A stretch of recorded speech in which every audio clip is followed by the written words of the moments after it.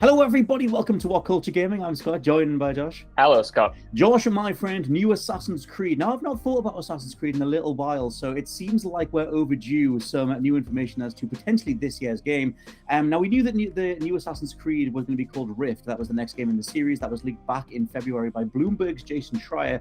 However, in response to ACG's Jeremy Penter tweeting that the game will have an Aztec setting, Schreier then replied on Reddit saying that the game is set in Baghdad, something that wasn't in the initial report. He also reiterates that the game is coming before Assassin's Creed Infinity, which in his report means either later this year or 2023, and that Infinity is gearing up to include, and I quote, a bunch of different games / experiences / biomes / whatever you want to call them. So we can get to that in a little bit, but what do you think about Assassin's Creed Rift as the next thing? It's an interesting decision, isn't it? And it feels like more of a business decision than a creative decision, because it feels like Ubisoft can't go like 3 or 4 years without having some kind of new Assassin's Creed game. You know, in the original report, they said that it was originally an expansion for Valhalla, and now it is being kind of spun off into its brand new isolated game. And that's cool, but by the sounds of it, with the Baghdad setting, with Basim being the main character of it, like it sounds like it's very much going to be continuing the story of Valhalla, or at least filling in the blanks, because I think part of what Jason Schreier said is that we're going to be picking up with Basim kind of like in his earlier days before the events of Valhalla take place. So yeah, the whole thing with the timeline's interesting, because a lot of people have latched onto the idea of 9th century Baghdad, because based off when Basim was born. But yeah, to sort of mention a few other things in relation to the Rift itself, apparently it started, like you said, as an expansion to Valhalla. But to quote Schreier's old February report, Rift won't be a massive open world role-playing game like previous recent entries. Instead, it'll focus more on stealth gameplay. So you kind of take that alongside the idea of setting something again in the Middle East. And that feels like, at least to me, a very specific return to Assassin's Creed roots. And I quite like, I was saying to you before we were recording, I like the idea of Basim being the dude or the character that sort of like intertwines the old lore and the new lore. Like you've kind of got all the stuff with the original, you can go all the way back to 2007, all the stuff with Subject 16 and all the stuff with the Ancient Ones and all the stuff that was happening with them, and then the Isu and whatever else, and then that sort of poignant shift in Origins gameplay-wise. But it was Odyssey that really went hog wild with, time travel and people hanging on to certain relics that would mean they could last forever and whatever. And then that was what got Basim into the future, and he's talking to Layla. Layla's then talking to Desmond, and it's like, I think that at some point they must have just taken a step back and gone, okay, how do we, get our heads around potentially having some sort of character that can lead the next few games? And Basim feels like the dude who has, he started as an original hidden one, which was from Assassin's Creed Origins, and it's like, this just seems to be the dude that you then hang a few things on. Listen, the story itself is nuts. We were trying to figure out the story of Valhalla before we started recording, and I played that game. That's it. I played that game. I've seen it to credits. I know this story, and yet it's become so convoluted over the years that it's just kind of like hard to fully pick apart. So yeah, it's going to be interesting to see, for me, how Rift kind of bridges the gap between Valhalla and Assassin's Creed Infinity. Like you said, Basim could be a character who kind of already blends the old Assassin's Creed, Assassin's Creed 1, 2, and 3 style with the new Assassin's Creed, Odyssey, Origins, and now Valhalla. But how do we get from there to then whatever Assassin's Creed Infinity is going to be like? Do we get any hints in Rift, or is that just going to be the end of this chapter, and then whatever comes next and reboots the whole thing again? I don't know if I can do with another Assassin's Creed reboot, is what I'm trying to say. Just like leaving the story for a second though, like the idea of Baghdad being the city that's being the basis of this new game though, that to me is interesting, because for as much as I've loved cities in the Assassin's Creed franchise that I'm more familiar with, obviously Victorian London being the one as we're based in the UK, what I used to love about the older Assassin's Creed games is that they would take a location or a time period that I didn't really know too much about, and I don't really know much about, the history of Baghdad or anything like that. And what I love is when they kind of take something that you don't know, or something that is more unknown maybe to players, and then kind of like fill in that history for you and give you an educational lesson as much as you're getting like a mad sci-fi story, if that makes sense. Yeah, that's one of the things that I've loved the most about Origins and Odyssey did this, and I think Valhalla did too. They had like museum expansion patches put in where you could just walk through the whole level set, finding bits of information out. Like you said, you could tour the pyramids in Origins and stuff like that. I wonder though if they're going for maximum fan points, and to be honest, if they're going to do maximum fan points, it would be setting it in Japan, because that's been the place that's been asked for like 15 years now. But I wonder if they're doing the stuff with Basim kind of in the modern day. I know he has access to the Animus, and he's got access to like he's a reincarnation of like Loki or something. Yeah. They can do whatever they need to do to get him into whatever time period they need to.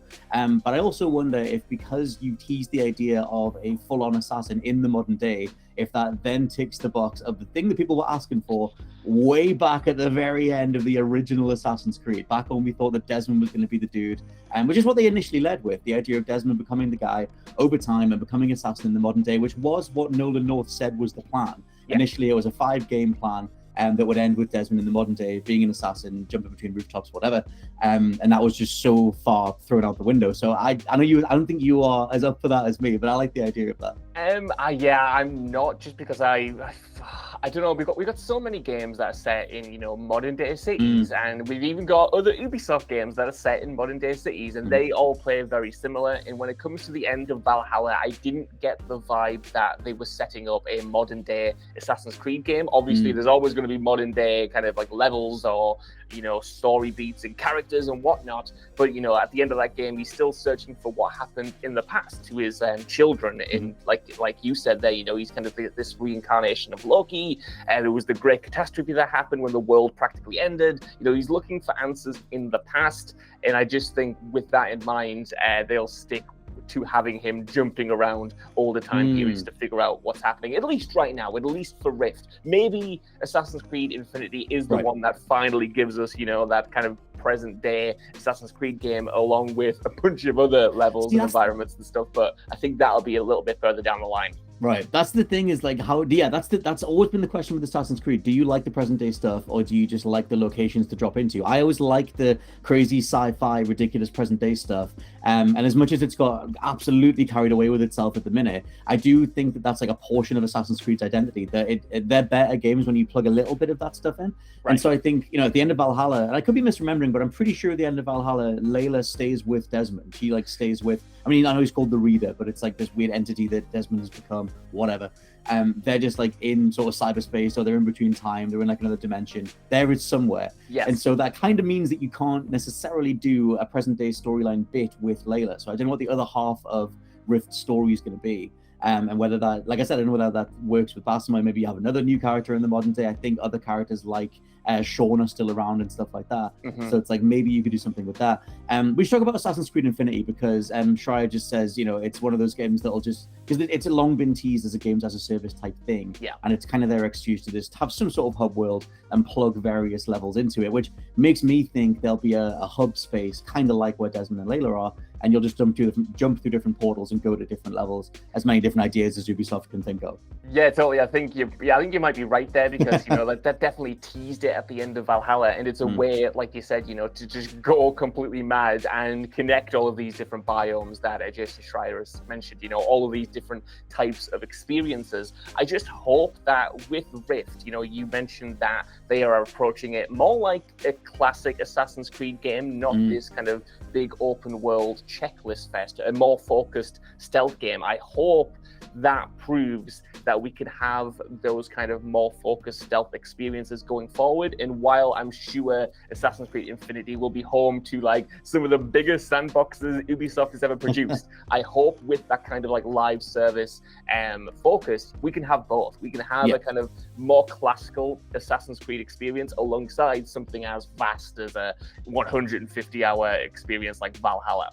Well, see, my thing I said to you before we were recording as well is that Ubisoft always research the living hell out of their games. So I think they'll absolutely embrace the multiverse concept, because I think they assume that the idea of a multiverse will be more set in stone right now because of the MCU in pop culture and things like, the Spider-Man movie and everything, than I would argue it is. But I still think that's the card they'll play. I think it'll be some sort of coming from Desmond's character of search, because he was searching for the perfect timeline or something. And it's like, that could just be anywhere, so you can do whatever you want.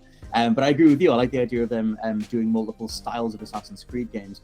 I just wonder how much Ubisoft think that stealth is bankable. Like, obviously, they've greenlit the remake of Splinter Cell, but whether nothing's been said about what the hell that thing even is, how close to its roots that thing is, but whether or not they believe in stealth overall, because stealth as a genre is just barely a thing. There's like 2 or 3 stealth games every year. Man. That.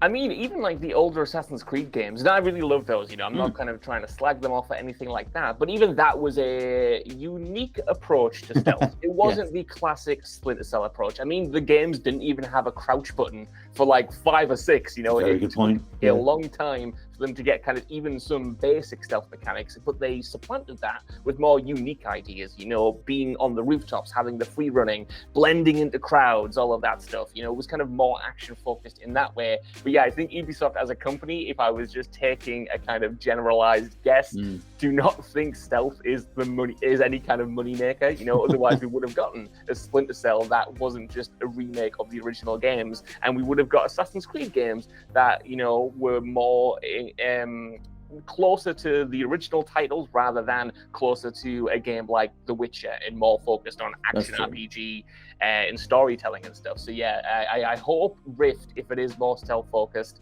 just kind of does prove that there's still a market for that kind of Assassin's Creed experience, because I do think there is. For as popular as Valhalla was, for as popular as Odyssey was, there are kind of grumpy old men like you and I who love the original style and kind of are wishing for it to come back. Yeah, no, totally. I mean, I have to assume that Rift is connected to Infinity in a narrative sense as well. I'm guessing that Basim opens up a literal rift that allows him to do something with Desmond and Layla and access to whatever that becomes the Infinity thing that he sets off in motion and whatever. And maybe Rift is an example of the style of game that will plug into Infinity as a sort of smaller standalone type thing. But yeah, let us know what you think down in the comments below of the direction Assassin's Creed is going in. What do you think of the idea of AC Rift going back to Baghdad as a return to the series origins? And what do you think of Assassin's Creed Infinity and what the living hell that thing's going to be? For now, I've been Scott from WhatCulture.com. I've been Josh from WhatCulture.com. And we'll catch you next time. Bye-bye. Goodbye.